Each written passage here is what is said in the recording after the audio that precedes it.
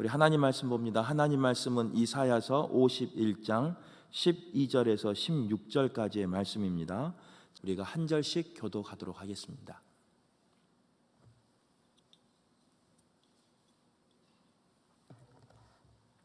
1031페이지 12절 읽습니다. 이르시되 너희를 위로하는 자는 나 곧 나니라. 너는 어떠한 자이기에 죽을 사람을 두려워하며 풀같이 될 사람의 아들을 두려워하느냐.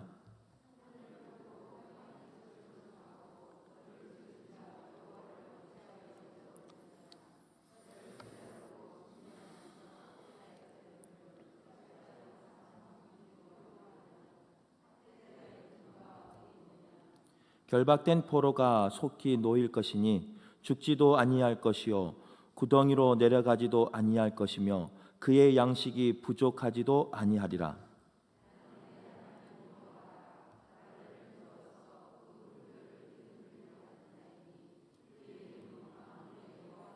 우리 같이 읽습니다. 내가 내 말을 내 입에 두고 내 손 그늘도 너를 덮으리니 이는 내가 하늘을 펴며 땅의 기초를 정하며 시온에게 이르기를 너는 내 백성이라 말하기 위함이니라. 아멘. 오늘도 새벽에 나오신 또 온라인으로 예배하신 모든 성도님들에게 하나님의 위로가 함께 하시길 간절히 바라겠습니다. 특별히 오늘 말씀 속에서는요, 너를 위로하는 자는 누구냐? 여호와 하나님 나다라고 하나님께서 이야기하고 있는 걸 볼 수 있습니다. 그 하나님이 주시는 그 위로가 우리 성도들의 삶 가운데 차고 넘치시길 간절히 바랍니다. 힘들고 어려울 때 누군가 내 손만 잡아줘도요 힘이 될 때가 있습니다. 등산할 때 내 등에 누가 손만 대줘도 그 등산길이 쉬울 때가 있습니다. 하지만 이렇게 폭풍이 가득한 가운데 또 어려움과 고난이 가득한 가운데 여호와 하나님께서 우리의 위로자 되어주신다라고 말씀하고 있으니까 그 위로자 되신 하나님의 은혜로 힘없는, 일어서는, 회복되는 우리 성도들 되시길 간절히 바랍니다. 성경에는 여러 가지 명령들이 있습니다. 사랑하라, 전하라, 가르치라, 전도하라, 이렇게 또 용서하라, 기도하라, 이런 명령들이 많이 나옵니다. 또한 그런 명령만 있는 것이 아니라 부정 명령도 있습니다. 뭐뭐 하지 마라, 해서는 안 된다, 가지 마라, 떠나라, 이런 명령도 있습니다. 하지만 이 명령어 중에서요 가장 많이 반복되는 명령어 중에 하나가 무엇이냐? 두려워하지 마라라는 그 명령이랍니다. 그래서 어떤 주석학자는 그 두려워하지 마라라는 원어를 찾아봤는데 무려 365개의 단어가 두려워하지 말라라는 단어와 연관된다, 이렇게 말하는 학자도 있습니다. 그 말은 무슨 말이냐? 우리의 매일의 삶 가운데 두려움이 가득하고 어려움이 가득하고 고난이 가득할 거지만 성경에서 365회 이상으로 두려워하지 말라 명령하신 것처럼 우리는 매일매일 두려워하지 말아야 한다라고 말하고 있다라고 해석하신 분도 있습니다. 바라기는 우리의 삶 가운데 두려움이 없는 분들 되시길 바랍니다. 어려움과 고난을 이기시는 그런 분들 되시길 간절히 바랍니다. 그런데 믿음이 좋은 사람도요, 또 직분이 있는 사람도, 저 같은 목사도 마찬가지입니다. 계속되는 어려움 가운데, 반복되는 어려움 가운데, 또 요동치는 환경 가운데, 비바람치는 그런 환경 가운데 그것들을 바라보면 두려워하지 않을 사람이 없습니다. 저도 앞에서 우리 성도들에게 두려워하지 마십시오, 하나님의 말씀입니다 라고 말씀을 전하지만 죄송한데 저도 두렵지 않을 것 같은데요, 두려울 때가 있습니다. 저도 무서울 때가 있습니다. 저도 피하고 싶은 상황이 있습니다. 하지만 그런 저에게 오늘 여호와 하나님께서는 뭐라고 말씀하시느냐? 너를 위로하는 자가 나다, 하나님이시다 라고 말씀하시면서, 그러니 담대하게 말씀도 전하고 담대하게 선포해라. 두려워하지 말아라. 동일하게 그 하나님께서 오늘 예배하는 우리 성도님들에게 또 가정 가운데 생업 가운데 말씀하고 있는 줄 믿습니다. 두려워하지 않길 간절히 바랍니다. 다른 이유가 아니에요. 내가 피할 길이 있어서, 내가 의지할 언덕이 있어서, 내가 기댈 사람이 있어서 두려워하지 마라라는 게 아니에요. 우리의 위로자 되시는 여호와 하나님이 우리의 하나님 되시기에, 우리의 주인 되시기에, 우리를 인도하시는 구원자 되시기에 두려워하지 말라라고 말씀하고 있는 걸 볼 수 있습니다.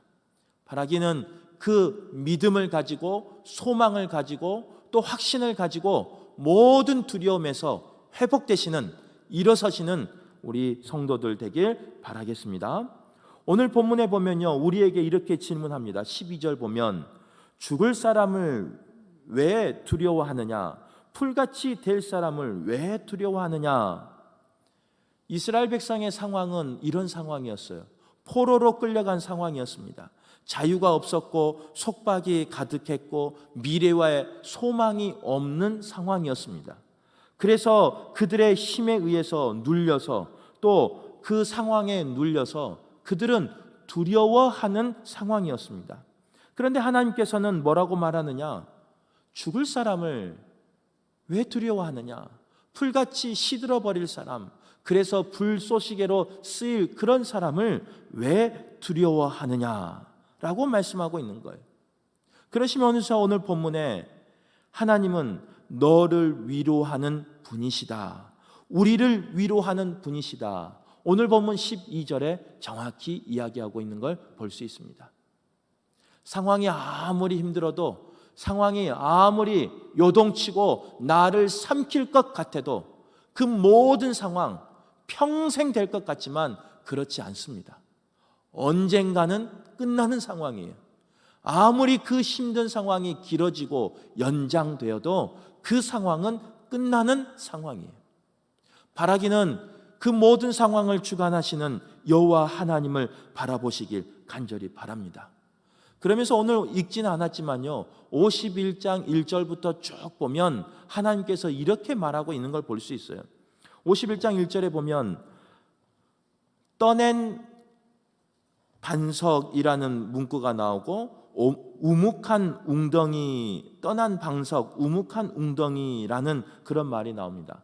여기서 반석은 아브라함을 이야기하고 구덩이는 사라를 이야기하는 걸 볼 수 있어요. 아브라함과 사라를 봐라. 그들이 떠날 때 무엇을 가지고 있었느냐? 그들이 떠날 때 무엇이 있었느냐? 그렇지 않지 않느냐? 그들이 아버지 집을 떠날 때는, 친척 아버지 집을 떠날 때는 아무것도 없었지만 그들의 삶 가운데 자손이, 후손이 밤의 별과 같이, 바다의 모래알과 같이 만드신 분이 누구시냐? 여호와 하나님이시다. 아무것도 없는 곳에서 모든 것을 창조한 분이 누구시냐? 여호와 하나님이시다. 분명히 이야기하고 있는 걸 볼 수 있습니다.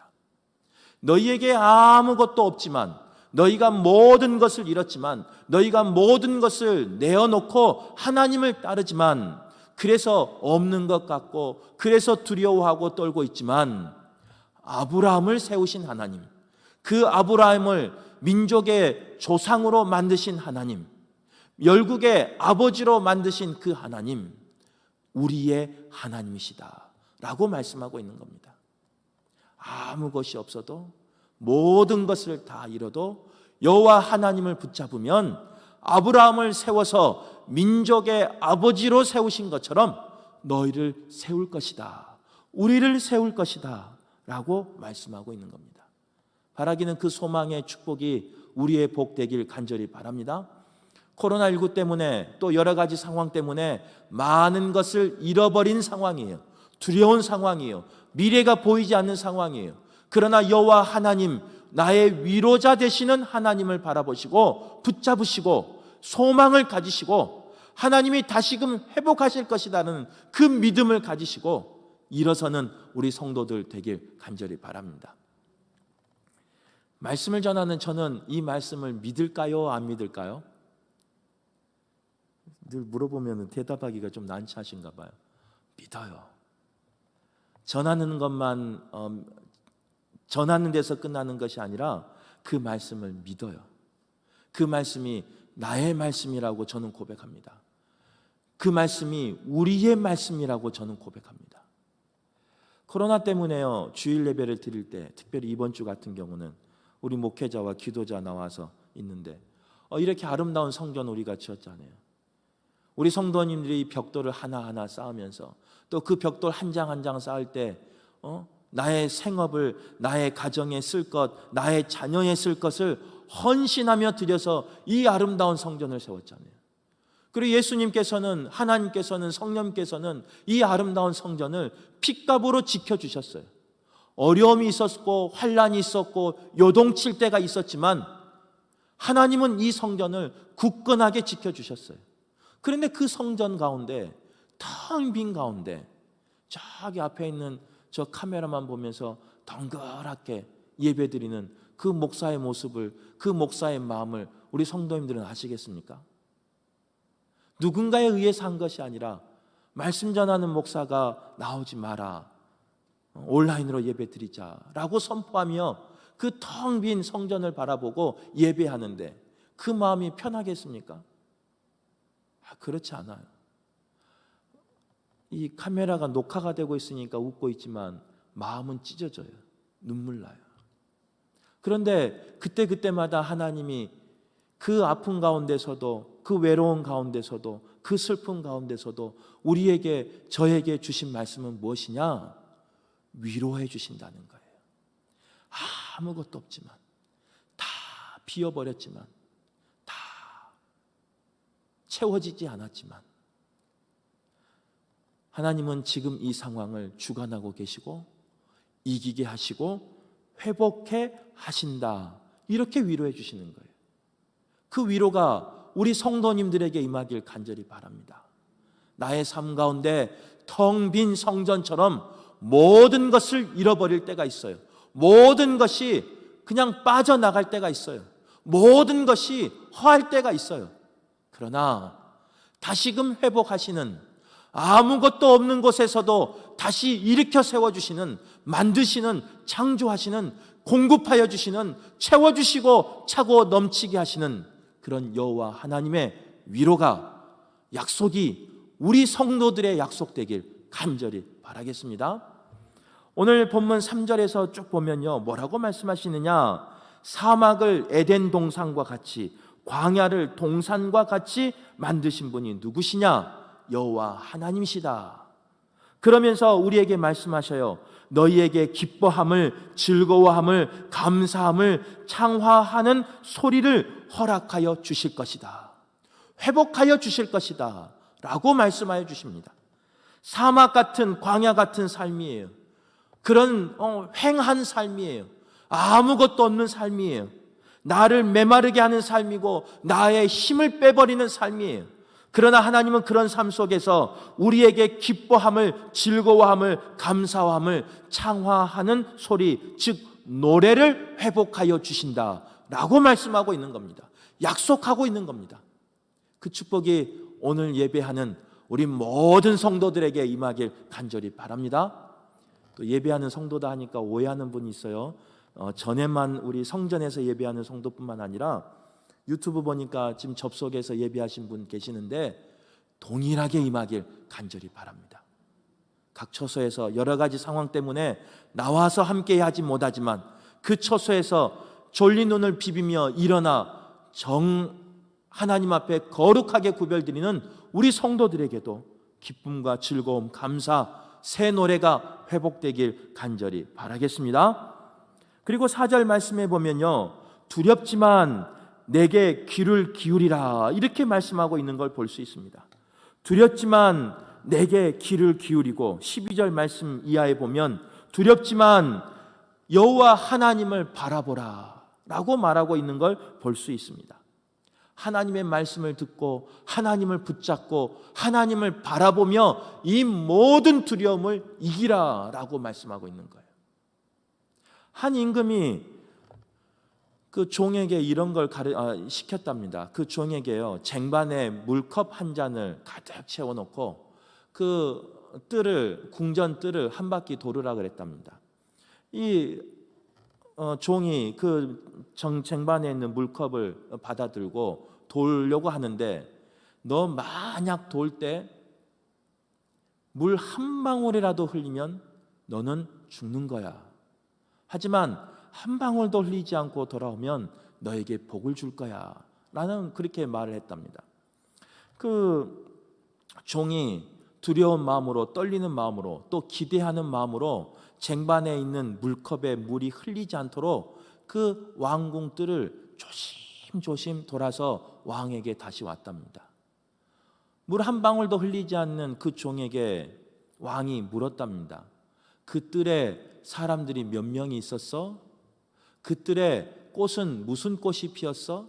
그 뜰에 애들은 어떻게 하고 있디? 라고 물어보더랍니다. 이 당황한 이 종이요, 그 물을 흘릴까봐 죽을까봐 두려운 마음으로 그 물잔만 조심조심 돌아서 오다 보니까 그 뜰에 있는 아무것도 보지 못하고 왔답니다. 그래서 왕에게 아무것도 보지 못했습니다 라고 고했더니 그 왕이 이렇게 말하더라는 거예요. 그게 이제 삶의 지혜라는 거예요. 아무리 힘들고 어렵고 두려워도 그것만 바라보면 주위의 것이 보이지 않는 거야. 너가 아무리 힘들어도 집중해서 살아간다면 모든 것을 이길 수 있는 거야. 우리는 그 이야기를 잘 알고 있어요. 성경에다 나와 있어요. 폭풍우가 칠 때 그 폭풍우 가운데 바다를 걸었던 베드로 이야기예요. 아무리 요동하고 아무리 비바람이 치고 죽을 것 같지만 예수 그리스도만 바라보고 걸어간다면 이길 수 있습니다. 여호와 하나님만 바라본다면 이길 수 있습니다. 하나님의 말씀만 붙잡고 하나님만 의지하고 그 구원자 하나님만 집중해서 바라본다면 이길 수 있습니다. 그런데 우리의 삶은 그렇지 않아요. 죄송한데 말씀 전하는 목사의 삶이 그렇지 않습니다. 요즘 가장 많이 하는 일 중에 하나는 뭐냐? 시간만 나면 뉴스를 봅니다. 아유, 오늘 확진자 나왔나? 요즘 상황이 어떠나? 어떻게 사회적 거리가 변화되었나? 세상의 소리에, 세상의 환경에, 세상의 상황에 귀를 기울여요. 그런데 느낀 게 있어요. 깨달은 게 있어요. 그때마다 평안이 찾아오지 않아요. 아무리 좋은 소식이 들려도 평안의 마음이 들지 않아요. 어제는 확진자가 나오지 않았습니다. 하루 종일 조마조마했는데 확진자가 나오지 않았어요. 물론 자가격리 중에 이게 확진 받으신 분도 있는 걸로 알고 있지만 나오지 않았어요. 좋은 소식이에요. 기쁜 소식이에요. 어제는 이 지역 가운데 그동안 확산되었던 그 모습이 그래도 조금은 줄었어요. 얼마나 기쁜 소식이에요. 그런데도 불구하고 그 세상의 소리에 귀 기울일 때는요, 마음에 참 평안이 없어요. 좋긴 좋은데 또 언제 무너질까 봐 두려운 마음이 있어요. 오늘 말씀을 준비하면서 깨달아 알았어요. 우리의 위로자 되시는, 우리를 다시 구원하여 주시는, 회복하여 주시는 여호와 하나님의 말씀에 귀 기울일 때, 그 하나님만 바라볼 때 우리는 참 소망과 참 평안을 얻을 수 있는 거예요. 오늘 예배한 모든 분들이 하나님만 바라보는 하루 되시길 바랍니다. 나의 위로자 되시는 하나님만 바라보시길 간절히 바랍니다. 그래서 오늘 그 모든 두려움에서 이기는, 그래서 오늘 14절 말씀처럼 죽지도 아니할 것이요 내려가지도 아니할 것이며 부족하지도 아니한 그 축복이 우리 성도들의 축복 되시길 간절히 바라겠습니다.